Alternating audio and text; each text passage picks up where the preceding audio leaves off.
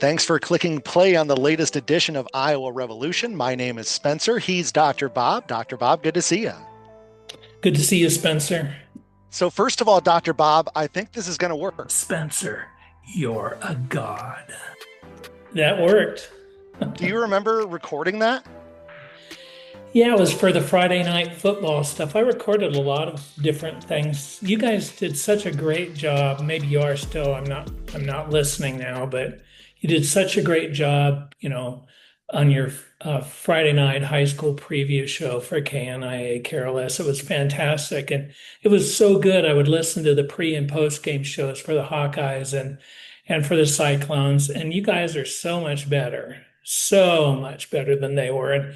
And there was some interesting banter, and there's some things, and maybe also it could have been for some kind of program that we did, but there was some banter between people, and I wanted to, come in on your side. So you would play whenever it was appropriate, me saying, Spencer, you're a god. So Spencer, you're a god.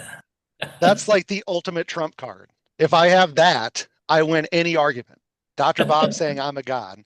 By the Oh way, my God, who the hell cares? who cares anyway? But we are glad that we do have some sounds that we can play, just like the football Friday night show. By the way, we are still doing that, getting psyched for another season coming up here less than a month away, Dr. Bob now. August 29th will be our first football Friday night for high school football, and I'm excited for it. I'll have to listen. There's nothing quite like high school football in Iowa. By the way, quick side note, I'm going to be at the NASCAR race at the Iowa Speedway on Sunday. Anything that you would like me to ask any of the drivers, Dr. Bob?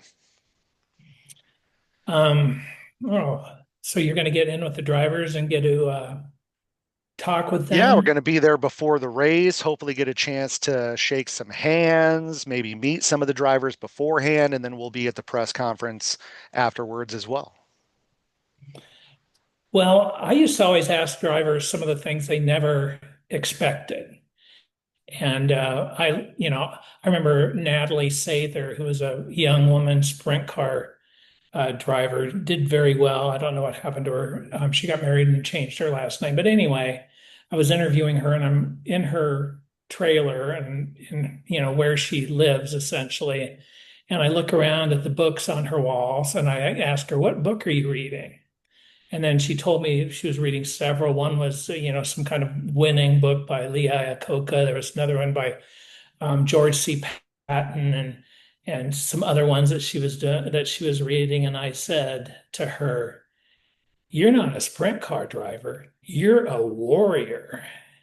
And she said, "Yes, I am." And so I would ask the different kinds of things that nobody ever expected. I always like to surprise people like that. But I got a clue from her surroundings that she was a good reader. And so I don't know. I try to ask something like that, or I just ask, what motivates you? How do you help others in your life be as good as they can? Because somebody obviously helped you. That's what I would ask them. I'm going to ask if they've ever pooped in their race suit.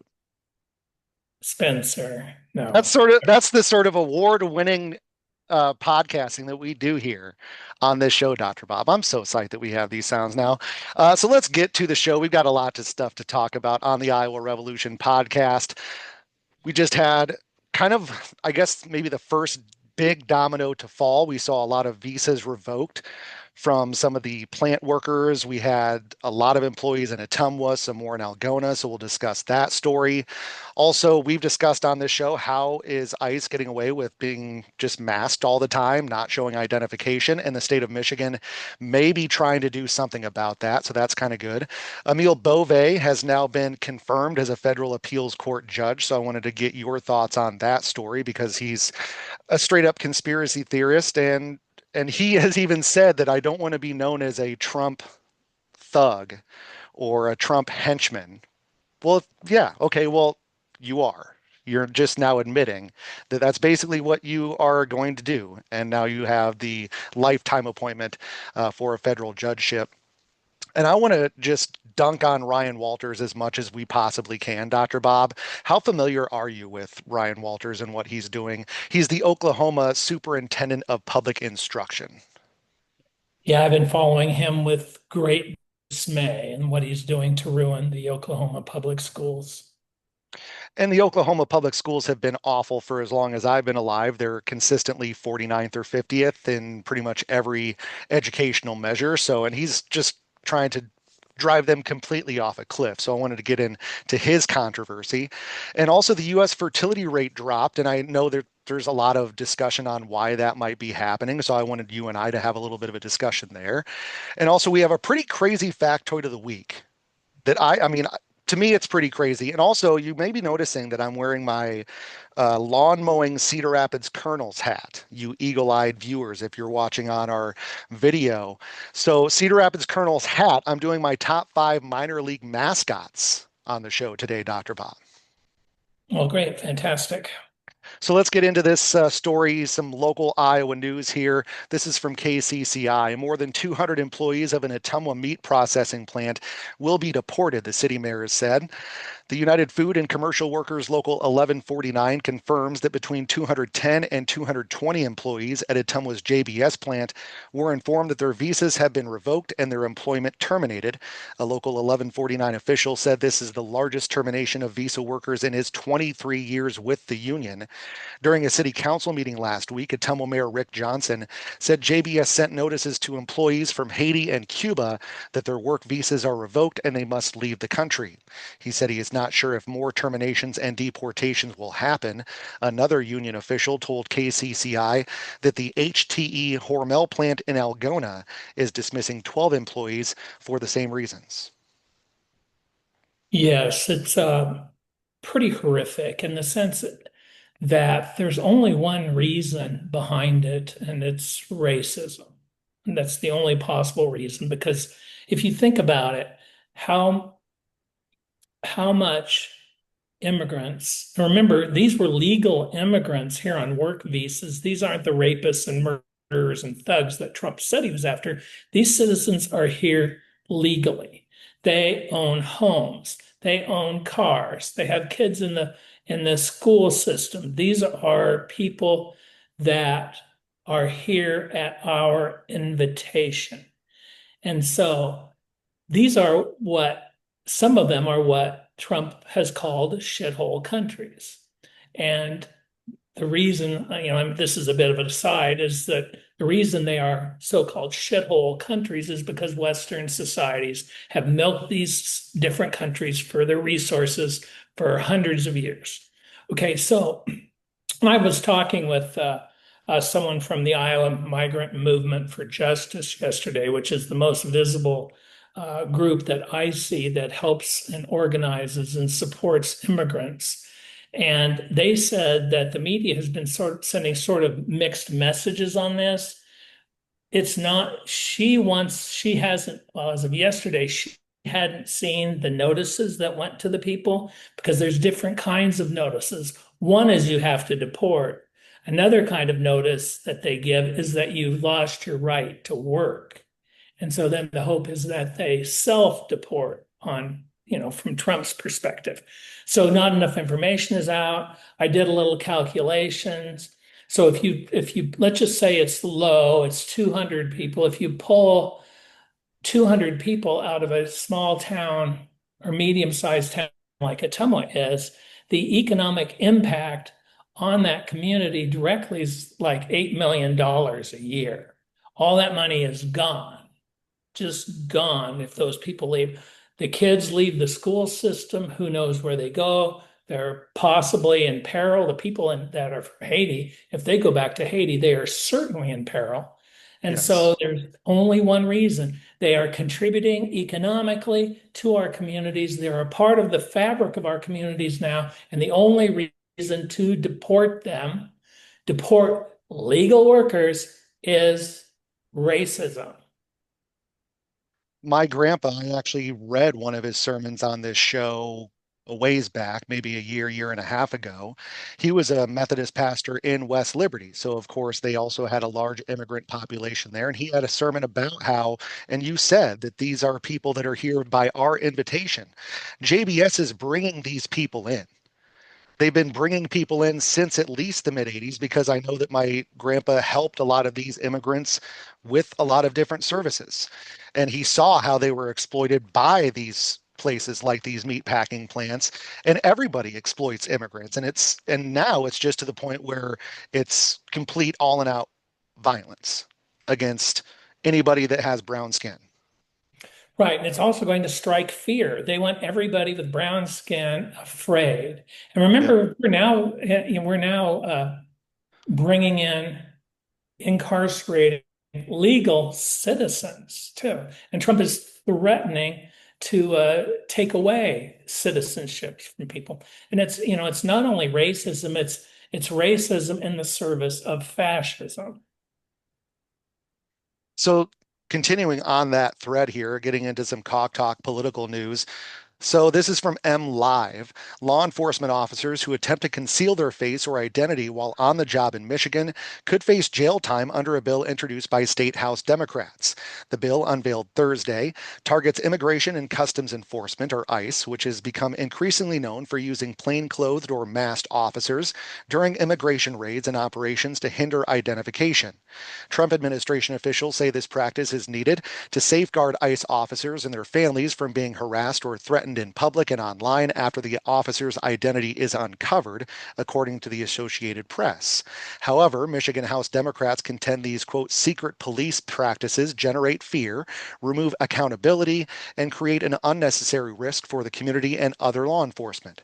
Bill sponsor, State Representative Betsy Coffia, a Democrat from Traverse City, said, quote, justice needs no masks. For the average person, these incidents look like violent kidnappings.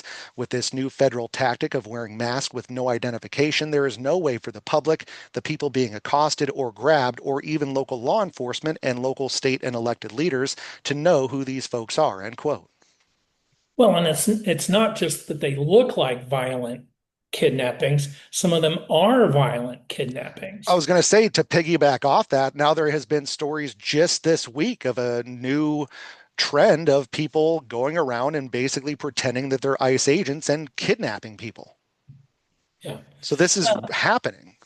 I think they're hiding their identities for the simple fact, remember, well, first, this is unprecedented. All the hirings of ICE agents, all the money being thrown at people, the bonuses. And they aren't getting our best people to work in ICE right now.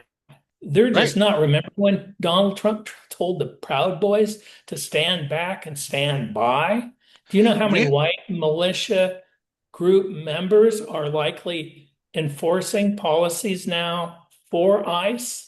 Dr. That's why Bob, remember we did a story or reported on a story again about a year and a half ago about how ICE had already had these basically like summer camps where you could go around and train as an ICE officer and all these things, which of course was being taken up on by those white supremacist groups and these just racist assholes. And yeah, so that's what's filling the ranks now of both ICE and even the FBI is on a huge hiring run. Yeah, it's Trump's fascist army. And ICE was always a very difficult group to get information from. We had an immigration raid in Pella, you might remember maybe 8 or 10 years ago, where at a restaurant they, Yeah. grabbed like, I want to say 16 or 17 people. And, Yeah. working in local news, I couldn't get any information on ICE from them until after they were convicted. They never returned any phone calls. So this was pre-Trump. They were very transparent. So, as a quick aside, we haven't talked a lot, Dr. Bob, about there's a lot of candidates getting into races in the state of Iowa right now, just kind of backtracking to Iowa news.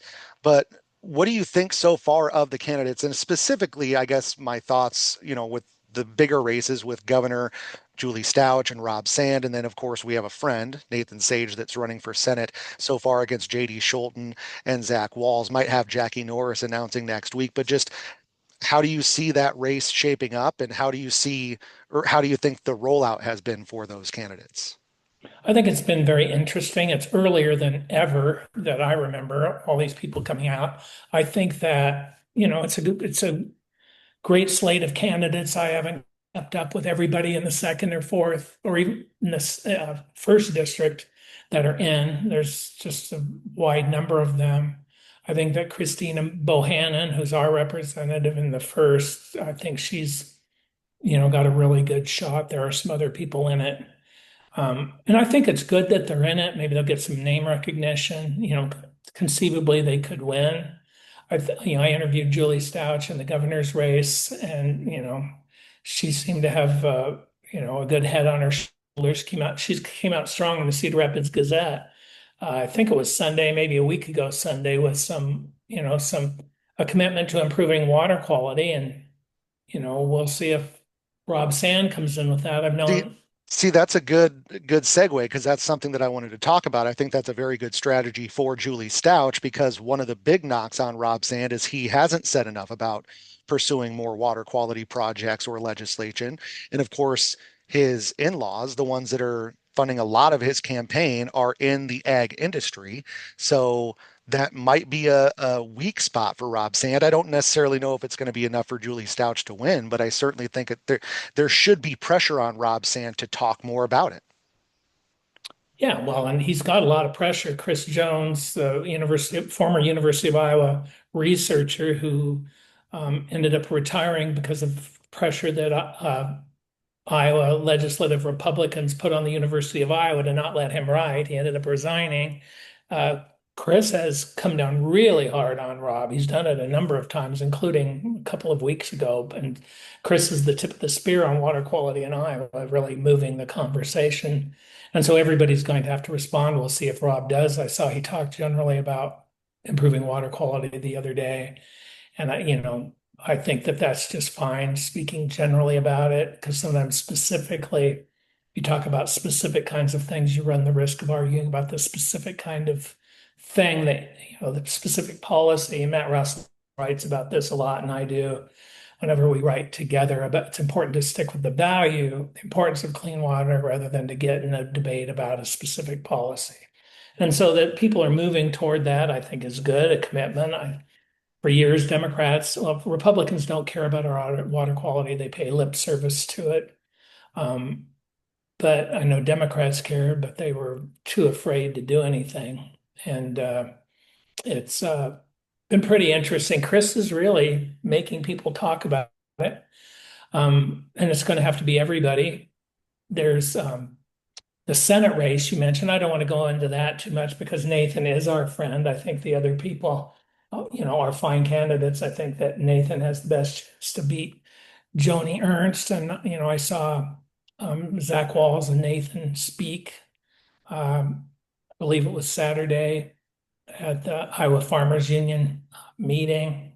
Good attendance. Jackie Norris was there, which Right. was interesting. Yep, I knew she was there. Yeah. Yeah, and I didn't ask her, about when she was going to run. That just seemed to know it. Last I heard was August 4th. So next week is when she's planning on announcing that. So we've heard early August in the past too. So yeah, we'll see whether or not that happens. It's also right before the Iowa State Fair gets going, so that might be a good time for her to announce if she is. And again, we're biased. I'm certainly biased, but it does seem like there may be a few too many cooks in the kitchen. Maybe, and Josh Turek, who would also be a Right. very good candidate. I don't And again, know. they're all good candidates. I mean, it's just okay, one at a time here. We gotta winnow this down at some point. Well, but what they can do is they can be, going back and forth across Iowa, spreading, a good values message for Democrats, because there's certainly no values that Republicans have that, under the Trump administration, that Republican electeds, let me say that, Republicans, Republicans I know have values. Republicans in the legislature and in Congress, they apparently don't. The only value they have is subservience to Trump. So I think that people crisscrossing the state is good. I remember when Hillary Clinton, when I guess it was 2016, when she was contemplating running, we had 15 or 17 Republican presidential candidates crisscrossing the state, and everybody and all of other people were waiting to see if Hillary Clinton got in or not. And Hillary Clinton sat for months and let presidential candidates, campaign across Iowa for months, and then she finally declared. And I can't help but think that all of that Republican messaging, proved useful for the party. And I think that the Democratic messaging by, a variety of good candidates, I think it can only help Democrats. And we've talked before about Laura Bellin. She did a piece a month or two back about just the overwhelming numbers that Republicans have in terms of voter registration. And a lot of that has been built since that 2015, 2016 election cycle, as you mentioned, Dr. Bob. So I'm sure that did probably have a big effect on people wanting to register to be able to participate in those caucuses. So that's that's also just in terms of Rob Sand's campaign, it's also just basic math in terms of, I'm sure they have the same numbers. So they're going to have to get some Republican votes to win a general election. So Yeah, absolutely. you can see why he would be running the campaign. And I know it's frustrating for if you're heavily left wing and you want somebody to be pursuing some of the more values that you have, but politics is about winning elections. We can't do anything unless we win elections. So vote Democrat, please. Whoever is our nominee in that general election, I don't care if you agree with them 100% or not. Vote for the Democrat because they're going to be 100% better than the Republican. One other quick note, and I was talking about this with Laura Bellin. I can't remember if it was on air or off air when we were doing our Capitol Week on Monday night. And now I lost my train of thought. So we'll just move on. Maybe I'll think about it later on. But let's get into this story. This is Emil Bove. This is from the AP. The Senate confirmed former Trump lawyer Emil Bove 50-49 for a lifetime appointment as a federal appeals court judge Tuesday as Republicans dismissed whistleblower complaints about his conduct at the Justice Department. A former federal prosecutor in the Southern District of New York, Bove was on Trump's legal team during his New York hush money trial and defended Trump in 2 federal criminal cases. He will serve on the 3rd U.S. Circuit Court of Appeals, which hears cases from Delaware, New Jersey, and Pennsylvania. Democrats have vehemently opposed Bove's nomination, citing his current position as a top Justice Department official and his role in the dismissal of the corruption case against New York City Mayor Eric Adams. They have also criticized his efforts to investigate department officials who were involved in the prosecutions of hundreds of Trump supporters who were involved in the January 6, 2021 attack on the Capitol. Bove has accused FBI officials of insubordination for refusing to hand over the names of agents who investigated that attack on January 6th. Democrats have also cited evidence from 2 whistleblowers, a fired department lawyer who said earlier this month that Bove had suggested the Trump administration may need to ignore judicial commands, a claim that Bove denies, and new evidence from a whistleblower who did not go public. That whistleblower recently provided an audio recording of Bove that runs contrary to some of his testimony at his confirmation hearing last month, according to 2 people familiar with that recording. Well, and we have to remember the role that our Senator Chuck Yes. Grassley played as head of the Judiciary Committee in not letting Democrats speak to the nomination. So it was just, yeah, it's just he's just another Trump thug. I'm actually surprised that this has gotten this much media attention. I mean, aren't people used to unqualified and Trump toadies being appointed? I mean, how many have we done so far? Bondi, Hegseth. I mean, you name it, that's who they are. The only one with a modicum of integrity is Doug Burgum with that Interior that I see. So I don't know. This is just, keep piling the terrible people, keep inviting on the train. I'm surprised. I mean, the media hasn't done a great job with any of them, and so I guess I'm surprised that they're bothering with him. So I don't know. They're all thugs. And this does seem, he's purely MAGA. So MAGA is completely behind Emil Bove, which means that Chuck Grassley then has to be completely behind Emil Bove. How much do you think that all of this, that Chuck Grassley has tarnished his legacy? When I was growing up, I thought of Tom Harkin and Chuck Grassley as good guys. Might not agree with them on everything. Of course, I agreed with Tom Harkin on most everything, but I always thought of Chuck Grassley as at least fighting for Iowans. When I And now used to he's purely just fighting for Donald Trump. when I used to interview Chuck Grassley once a month for like 16, 17 years. Occasionally, when he started doing stupid stuff under Trump, I'd ask him if he was concerned if it would impact his legacy. And he said, I'm not concerned about my legacy.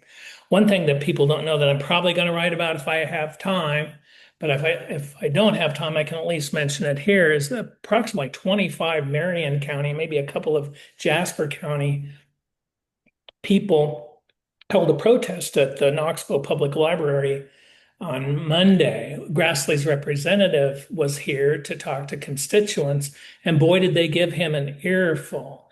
And maybe one of Yes. the powerful moments, and I'm going to do a story on it. I've got a lot of video. I just have to find time. Hopefully this week, but one of an older gentleman with a USS Iowa cap on, I think, I assumed to be a veteran, asked, you know, asked Noah, I forget Noah Schrod, who's Grassley's rep, who was there in the room. He asked him, what was Grassley scared of? And Noah said, oh, he's not scared of anything. And the response was, you know, laughter, boos, applause, whatever. I forget exactly what it was, but they weren't believing it. But he acted like Grassley's not afraid of anything. Grassley is cowering in fear. After January 6th, maybe January 7th or 8th, I interviewed Grassley in Newton in person, and he was still shaking.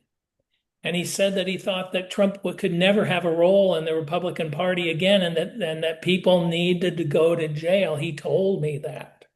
Grassley has been fearful of Donald Trump minimally since January 6th. And so, I hate to call And him a here coward. he is being the main cheerleader for the biggest henchman that Donald Trump has for January 6th. And so you have to ask yourself, of all of those Republicans in the Senate and the House, sure, some of them are idiots, but some of them used to be reasonable people that, perhaps we had a disagreement about, but every last one of them is afraid.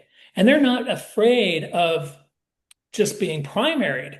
They are afraid, I believe, of their physical well-being or the physical well-being of their family. I hate to believe that all of them are so power hungry and morally compromised that they're doing what they're doing with Trump. There has to be some kind of lever that's being applied. And someday we're going to learn about it. Call me a conspiracy theorist about this. Well, no, we just saw not even a month ago a political assassination. Somebody was riding around Minnesota killing Democratic elected representatives. Yeah. So it just happened Yeah. not that long ago, and people died. So it's not like this might happen. No, that will happen. Well, Sooner or later, if you cross Donald Trump, Republican or Democrat, they'll come after you. I also think that Johnny Ernst is scared. I think that Lisa Murkowski, if you remember that interview with her from a couple of months ago, she said we're all scared.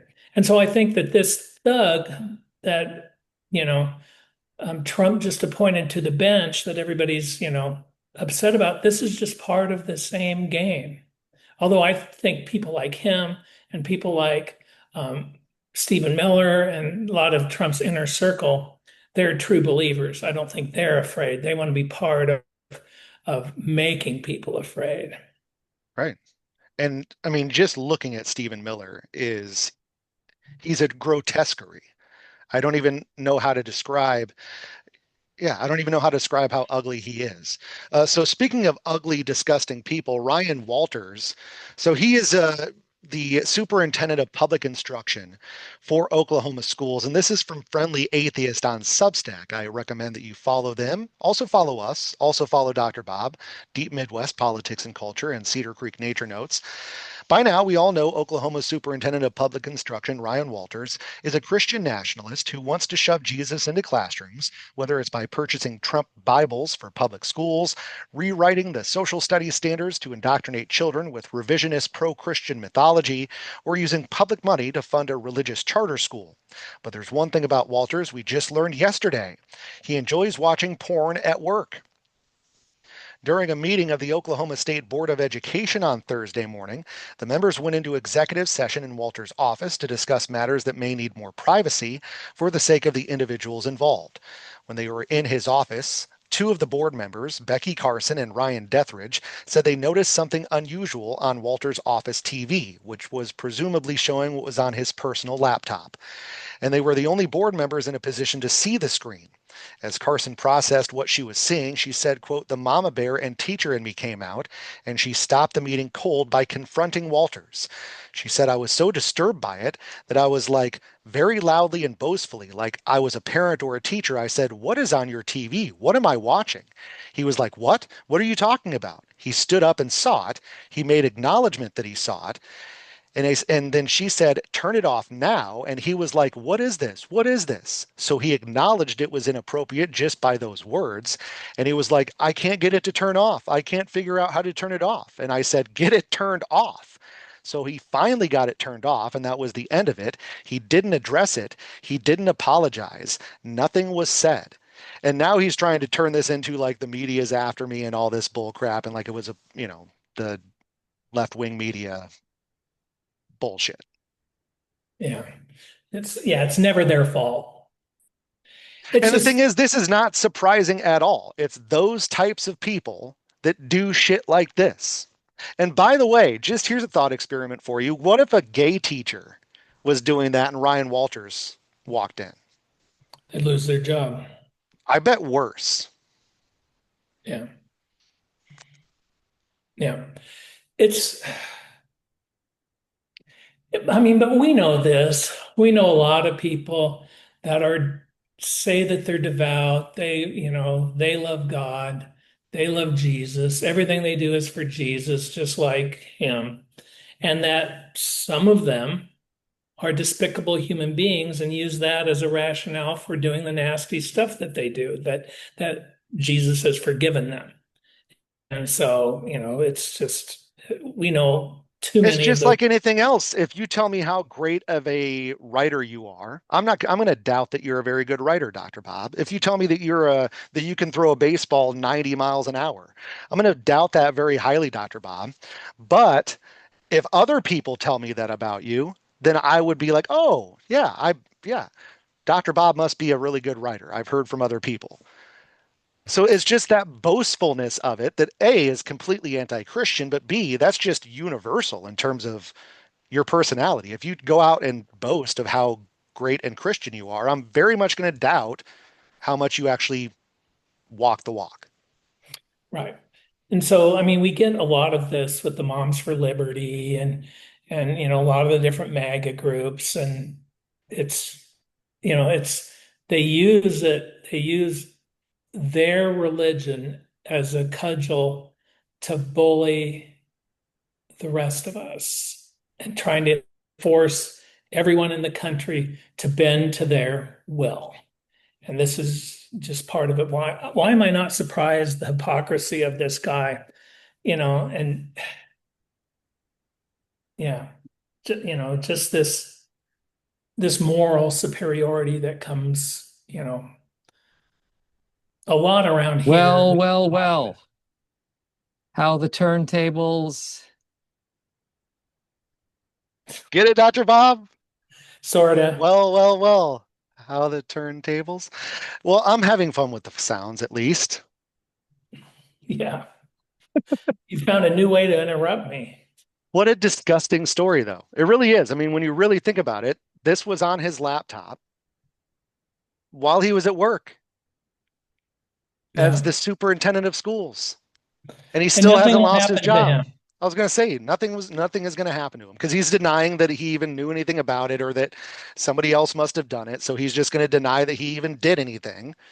Well, and And some people are saying the people that said that they saw it are lying. It's an right, effort. exactly. Yeah. By the way, No too, responsibility. the two people that I mentioned for this story were appointed by a Republican legislator or a Republican official. I'm not sure, exactly how that works, but regardless, they were appointed by a Republican. So, yeah, that story doesn't really hold much water either. Yeah. And what a weird story to make up. Like, how are you going to make something like this up? Although, like I said, it is it is pretty believable, almost too on the nose. So, from, the superintendent of schools of Oklahoma watching nudie videos to the U.S. fertility rate has dropped. This is from NBC News. The fertility rate in the U.S. dropped to an all-time low in 2024, with less than 1.6 kids per woman, new federal data released Thursday shows. The U.S. was once among only a few developed countries with a rate that ensured each generation had enough children to replace itself, about 2.1 kids per woman, but has been sliding in America for close to 2 decades as more women are waiting longer to have children or never taking that step at all. Alarmed by recent drops, the Trump administration has taken steps to increase falling birth rates, like issuing an executive order meant to expand access to and reduce costs of in vitro fertilization, and backing the idea of baby bonuses that might encourage more couples to have kids. Birth rates are generally declining for women in most age groups, and that doesn't seem likely to change in the near future, said Karen Guzzo, director of the Carolina Population Center at the University of North Carolina. Asked about birth promoting measures outlined by the Trump administration, Guzzo said they don't tackle larger needs like parental leave and affordable childcare. She said, quote, the things that they are doing are really symbolic and not likely to budge things for real Americans, she said. Yeah, it's very interesting. It's also, tied directly to you know, I think this is a good thing, the increased economic independence of women, of, being out and having other lifestyle choices as opposed to, staying at home and raising children. It was, the all of society has changed, and the Christian right would say that this is, unfortunate, and this is their, building their efforts to try to get women back at home, barefoot in the kitchen and pregnant, but it's not going back. This is a major readjustment in society, and we'll see what happens. There's also I some think evolutionary things going on too that I don't quite understand in the sense of under what circumstances. I think probably, economic difficulties make it such that people, now that we have, birth control, that now it means that it's more of a choice when to have babies. I mean, there's just a whole lot of interesting factors that play influencing this. And, like one of the sources that you said, a lot of it has to do with economics.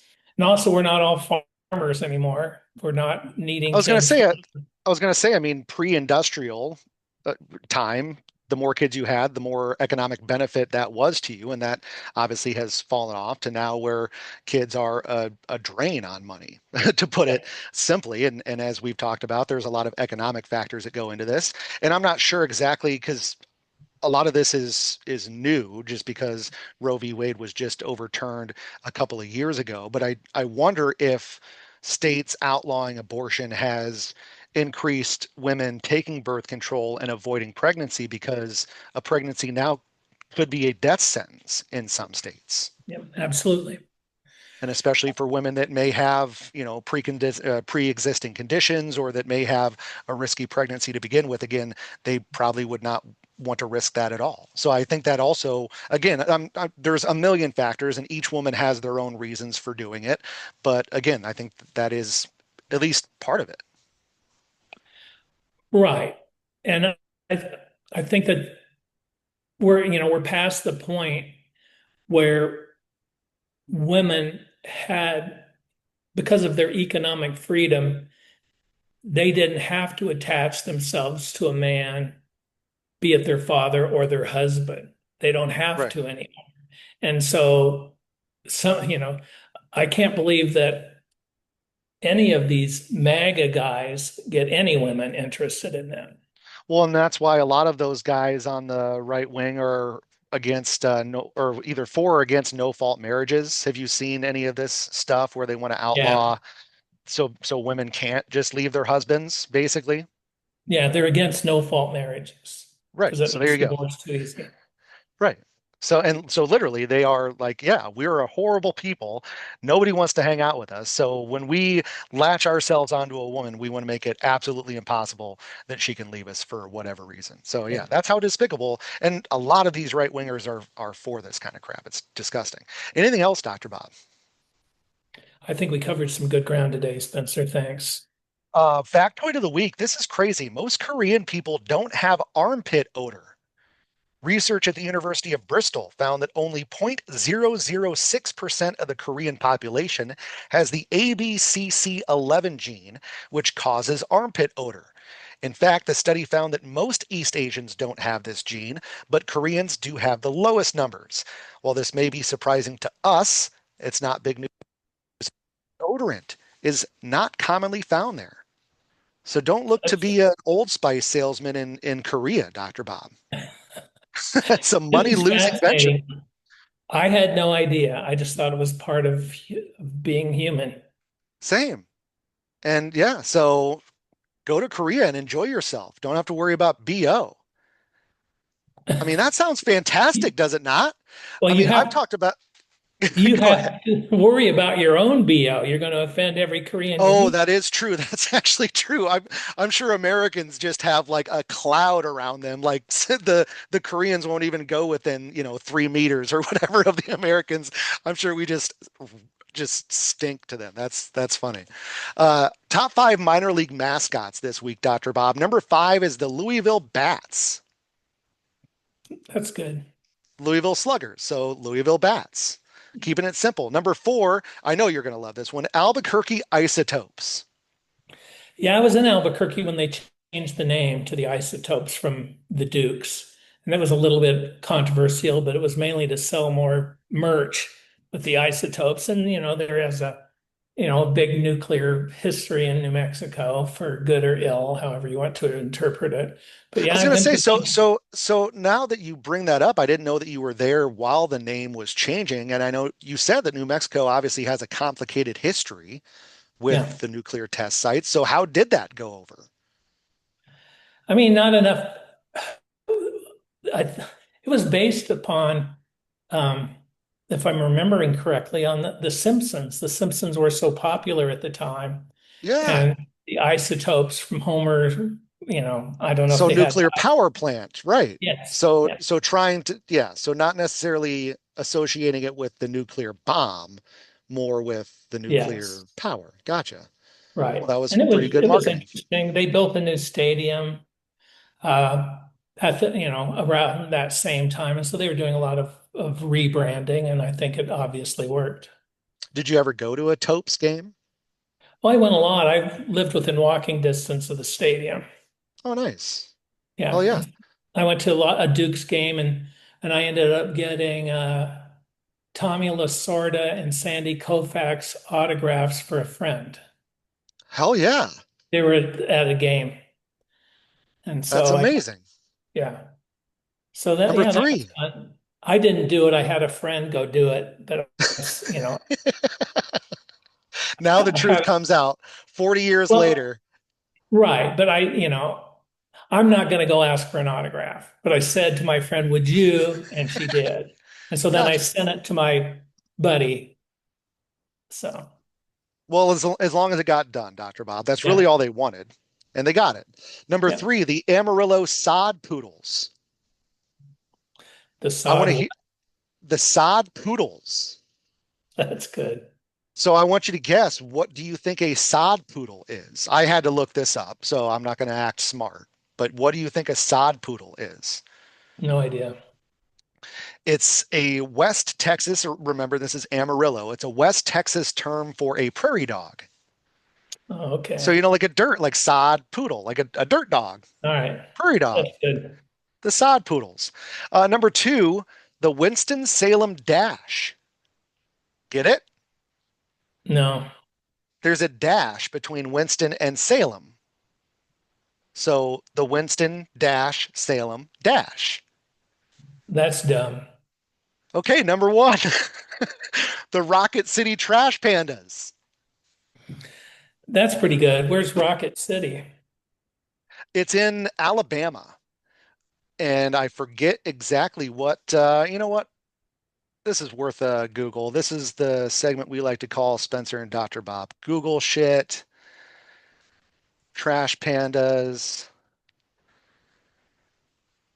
And they are in clicking.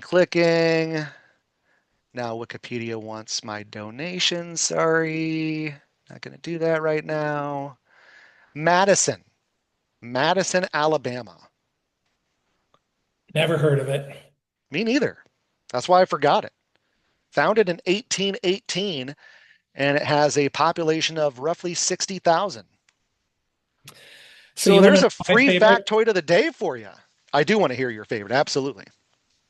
Okay, I don't even know if they still exist, but I was quite a fan of AAA baseball when I was in Albuquerque, because when you have a team in your town, it's hard not to be a fan. I mean, we don't really, we don't, I guess, if I were closer and lived in Des Moines, I'd be going to more AAA ball games because I love AAA ball. But my favorite, I don't know if they're still in existence. My two favorites were the Toledo Mud Hens They are still around. Hell yes. and then the Carolina Mudcats. I don't know if they are still around, actually.